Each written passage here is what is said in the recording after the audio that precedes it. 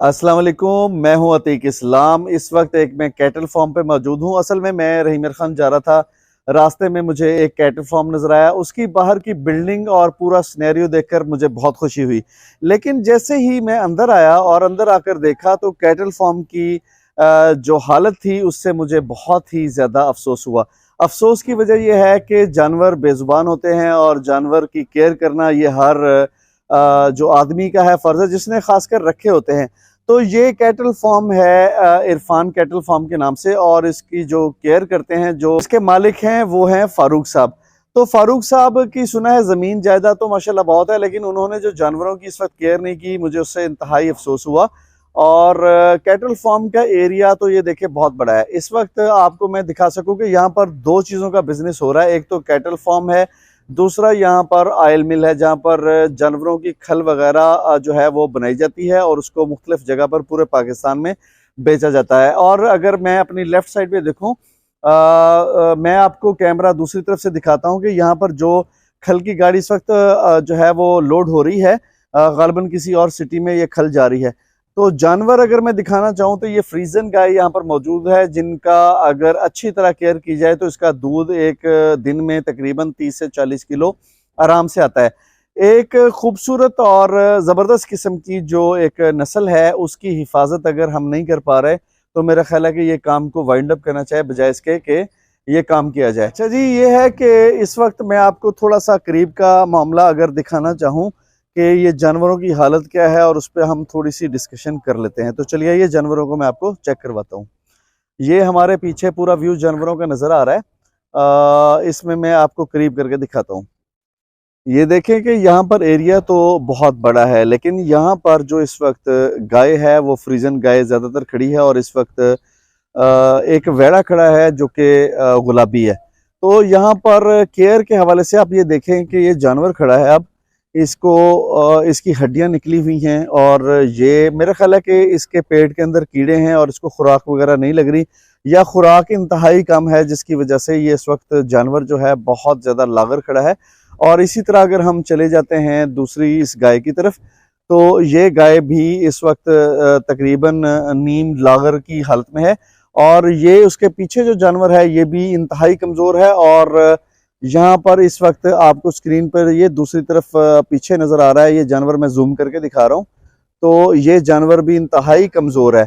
इसकी कमज़ोरी की वजह तो आपको नज़र आ रही होगी, दो चीज़ें हो सकती हैं, या तो इनको पेट के अंदर कीड़े हैं, या दूसरी वजह ये हो सकती है कि जानवर की अच्छी तरह केयर नहीं हो रही।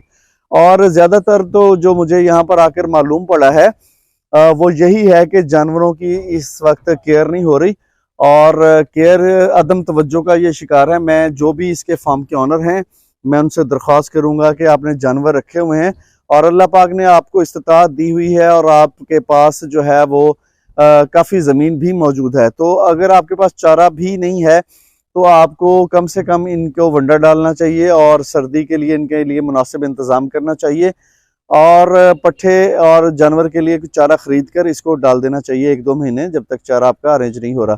तो मेरा ख्याल है कि मैं इस वक्त काफ़ी ज़्यादा जो इस वक्त सोच रहा हूँ और फील कर रहा हूँ कि जानवर को कभी भी इस हालत में जो है नहीं छोड़ना चाहिए, क्योंकि जानवर के अंदर से दुआ और बदुआ दोनों चीज़ें निकलती हैं, और या तो आपको वो चीज़ें पार भी लगा देती हैं, और या आपको लेकर जो है वो डूब भी जाती हैं। तो ये चीज़ आप देखें, माशाल्लाह से बहुत ही खूबसूरत भैंस है, लेकिन इनकी केयर नहीं हो पा रही। इस वक्त मैं इन जानवरों के सामने मौजूद हूँ। मेरे साथ रफ़ीक साहब और रमज़ान साहब मौजूद हैं। असल में ये यहाँ पर एक बहुत बड़ा एरिया है, फैक्ट्री भी मौजूद है, यहाँ पर खल ख़रीदने के लिए आए थे। तो मैंने इनको दावत दी है कि जी मेरे साथ कुछ गपशप लगाएं, क्योंकि ऑनर तो यहाँ पर मौजूद नहीं है।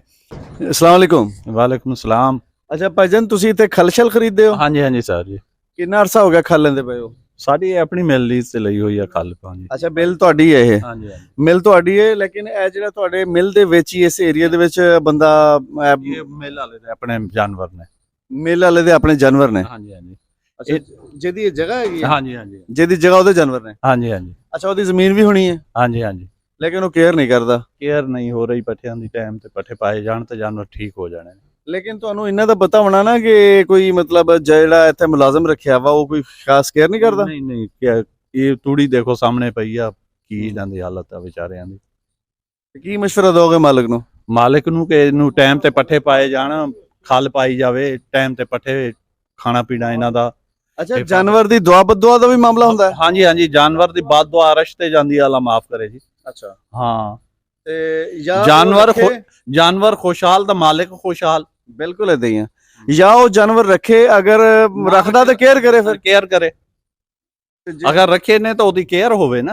बिल्कुल, हाँ, ठीक हो गया जी। मुझे रफीक साहब और रमजान साहब ने यही बात जो मैं दोहरा रहा था, यही बात सुनने को मिली है कि जी इनकी केयर करनी चाहिए, और केयर इस तरह से करनी चाहिए कि पता चले अब ये मुलाजिम है, मुलाजिम जनाब पट्ठे शट्ठे डाल रहा है, मुझे पता चला है कि 24 घंटे के बाद जनाब पट्ठे डाले जाते हैं इनको, और ये मुलाजिम इस वक्त काम कर रहा है। मैंने इससे बातचीत तो की है, लेकिन ये ज़्यादा बातचीत नहीं कर रहा।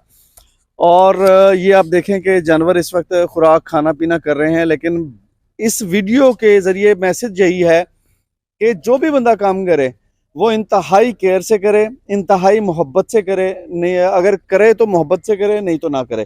तो ये इस वक्त देखें कि जानवर खुराक खा रहे हैं और बहुत अच्छा फील हो रहा है। मुझे ख़ुद को अच्छा फील हो रहा है, हालांकि मेरा फार्मिंग सेंटर नहीं है कोई, लेकिन मुझे अच्छा इसलिए फ़ील होता है कि जानवर के साथ प्यार और मोहब्बत और खुलूस से लाजमी रहना चाहिए, और केयर करनी चाहिए। मुलाजिम भी ऐसे रखने चाहिए जो आपके साथ सिंसियर हों, और उनकी ज़रूरियत का भी ख्याल करना चाहिए, ताकि वो आपकी ज़रूरियत का, आपके जानवरों की ज़रूरियत का ख्याल रख सकें। बहुत बहुत शुक्रिया जी।